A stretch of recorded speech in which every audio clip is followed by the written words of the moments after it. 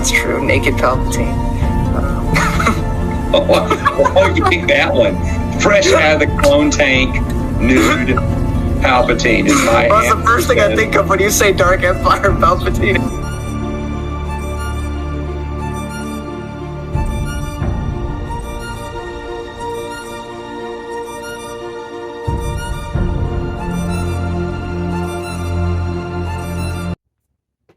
Hello, everybody. Let's engage. It's so cringy.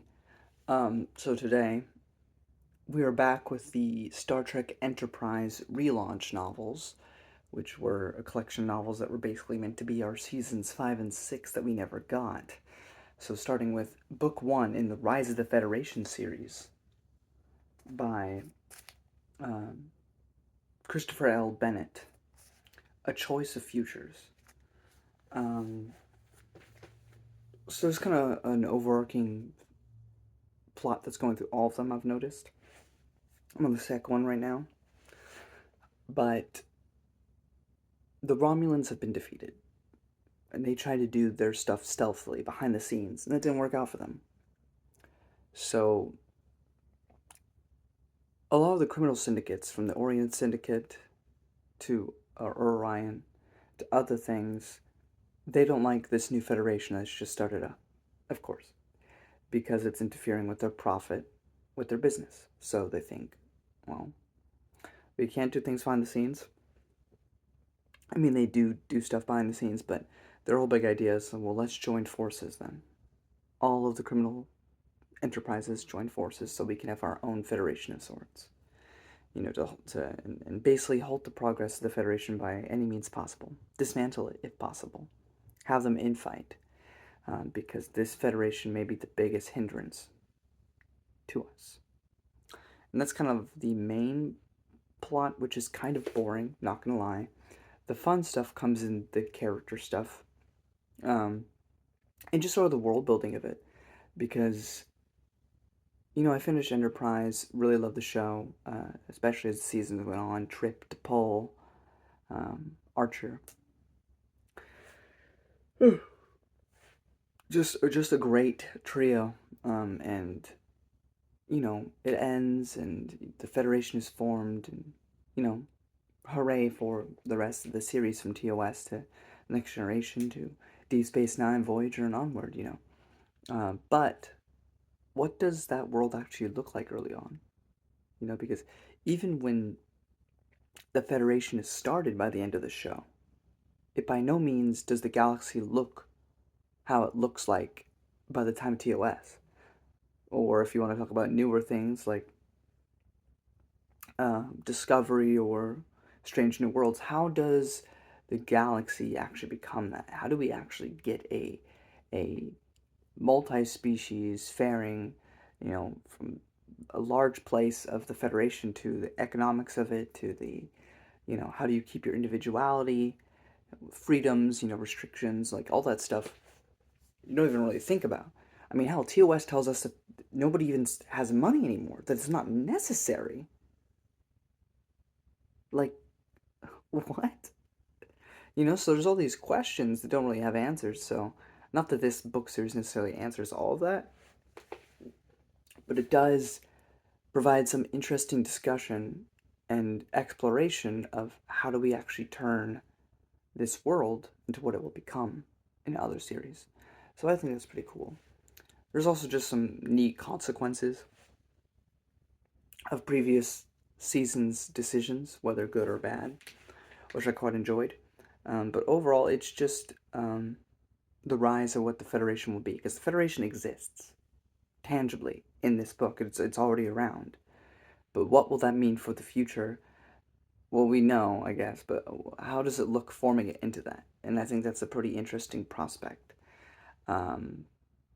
Plus the character stuff, you know, like with Trip, we know from the Romulan Wars duology and the 2 books preceding it that were kind of lead-ups to it, with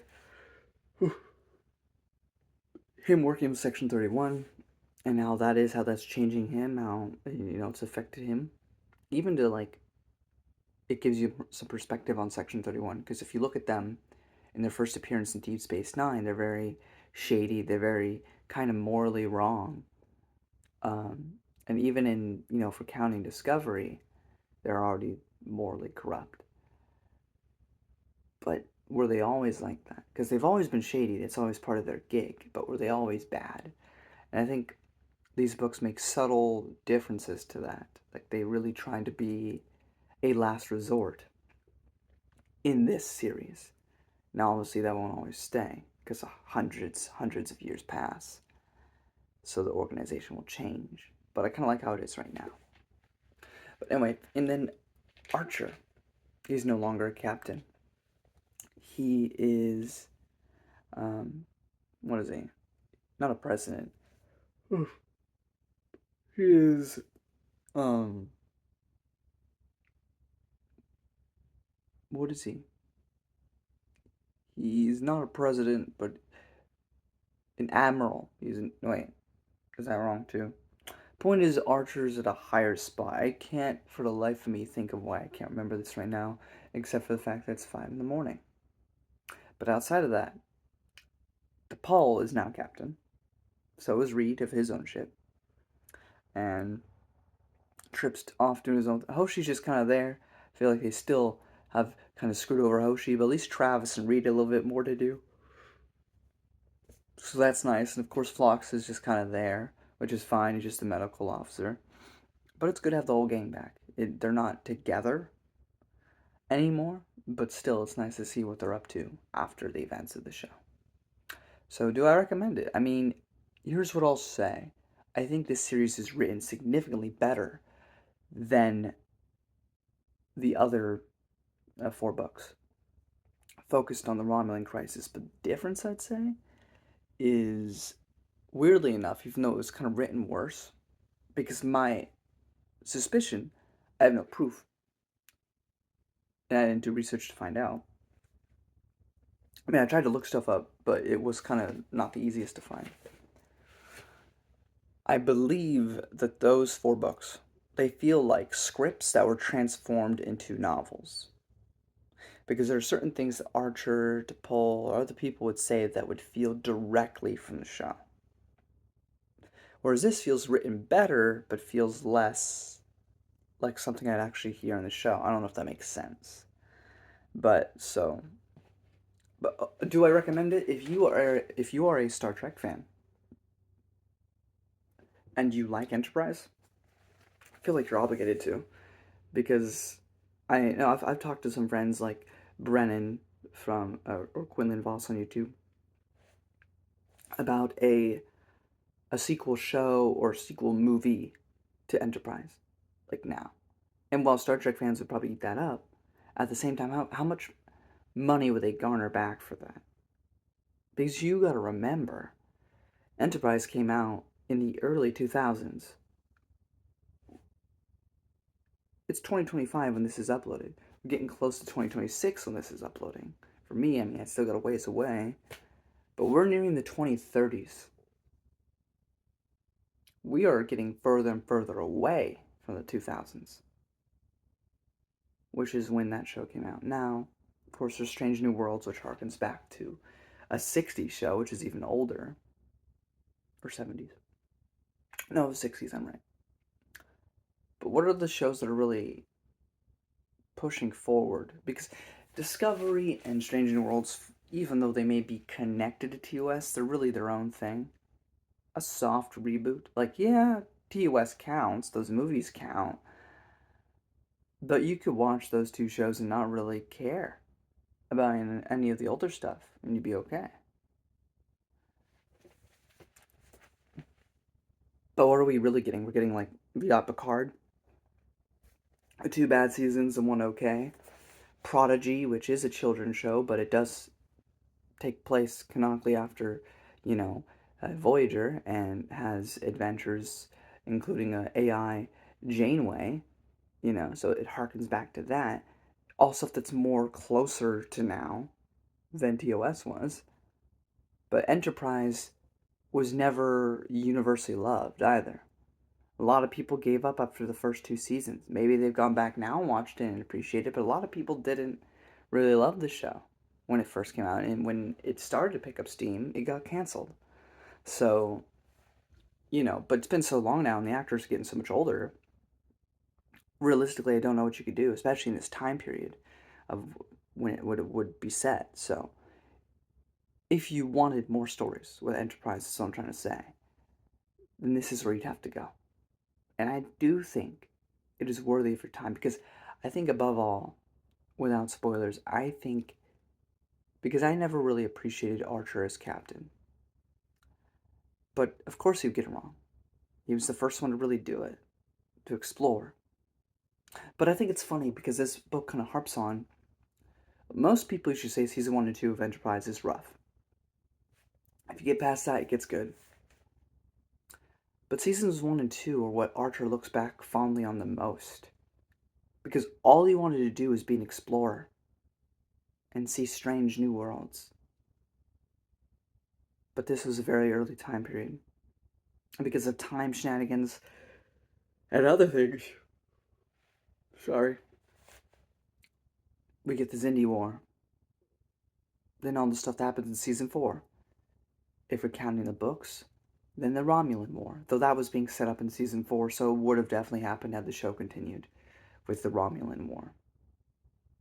All that to be said, he quickly had to stop being an explorer, which is what he wanted. He had to give that up. Everything he does in these books is to make sure the Federation is a thing, that it survives, that it thrives. Because while he didn't get to do what he really wanted, he had to be hardened and become this military wartime person. He wanted a world that was safe from that, where people would be free to explore. And while there may be wars in the future, with the Borg or the Dominion, that's hundreds and hundreds of years later. And then, of course, there was a Klingon war during Discovery's time. But all in all, everything he does is to make sure that other people get to live out the dream that he wanted for himself, but didn't get to have. And I think that's kind of beautiful, and it really shows where he's at now. Honestly, he's better off where he is now than he ever was captain. But it's the beauty of fiction, even tie-in fiction. I can do things like that to make you really appreciate a character on a deeper level. I've been reading a lot of, fantasy lately, and original series like Malazan to the Way of Adan. The Way of Adan, I had a voice crack that was crazy. To many other things. And throughout all of that, I started this channel on the Star Wars Expanded Universe, which is tie-in fiction. But from original stories to stories based on characters you already know, an expanded universe can do so much to expand your view of things from shows and movies you've watched. And while this was never meant to be canon, as opposed to the expanded universe of Star Wars, at least, I highly doubt this will ever be contradicted, because I really don't think they're going to come back. And even if they do, they're not going to do this time period. The Federation will have already existed for many, many years, if they ever do, because at this point the actors are too much older to do it directly after where they left off. But yeah, so long story short to say, I do in fact recommend it. I'm going to get into some spoilers if you don't want that. Time to bail. So it's been 8 years since the temporal Cold War affected the past. There's Solobon prejudice, and asylum for Solobon that are not a part of, that, shortly after the Federation was formed. There's not a lot of NX ships left now, after the Romulan War.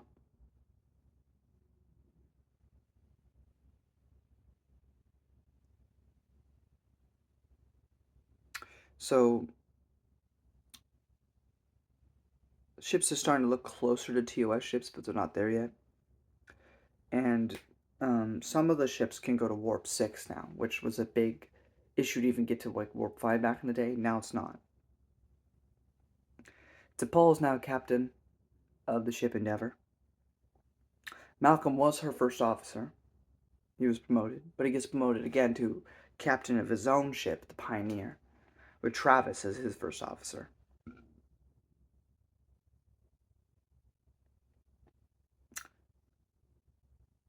I talked about Archer's maturity and nostalgia, kind of non-spoilers, so I won't re-bring that up.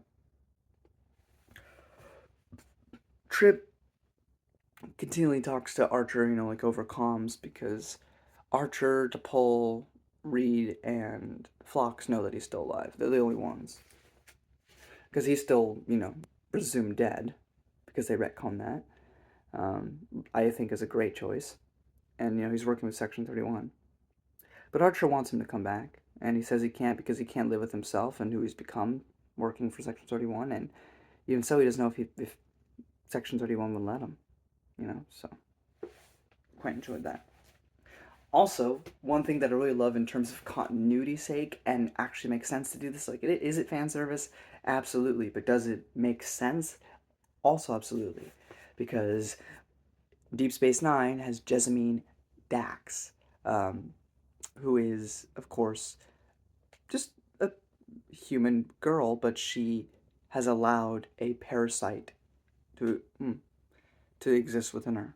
Those are the Trell. Right, and that's where she gets the little leopard dots on her face, which means she is her, but she's also the accumulation of hundreds upon hundreds of different people through centuries and centuries of knowledge. So all those people live on in that slug, and she is added to that. So here we have a way earlier precursor to this with the very first host for this trail. So I think that's pretty awesome in of itself, because we get to have Dax around. Of course, it's not Jessamine Dax. It's not who she will be. It's not even a she yet. But it is a person with the trail, which will keep the memories. Which means everything in this series where Dax is mentioned and he has a part to play, the character in DS9 will remember, because it's accumulation over hundreds of years. So I think that's quite a neat inclusion. And Dax isn't like an essential character, at least so far in what I read. Like, not like saving the day or anything, which I think would be a little too much. But around and helps, which I think is enough. We also have Shran. We love Shran, pink skin. And Commodore then Menchol argue because he doesn't like how chummy he is with the humans and everything. It's a whole thing. And Shran's like, bro, stop questioning me. There's a cute Shran Archer scene where Shran's like, yeah, if you don't figure this out, I'm going to have to go to war over this. And Archer and him are talking. And Archer's getting a little upset with him. And he goes, hey, if there's anything that you're good at, Archer, it's pulling the impossible. In fact, I hope that you find a way around this. How about we go get some coffee or whatever it is he said. And then Archer says, only if you're buying. And he goes, I think you still owe me a few favors. You can pay for it. And it just, I love their friendship.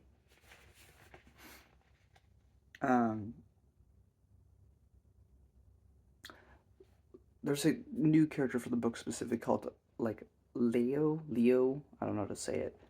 Laio, it's a weird sort of name, but she confronts Dax when she learns that there is a parasite within him.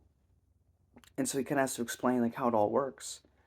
And it is an interesting thing, because, Star Trek's all about being inclusive and accepting people as they are. But, when you hear about an alien slug living inside someone, like, is it just controlling you?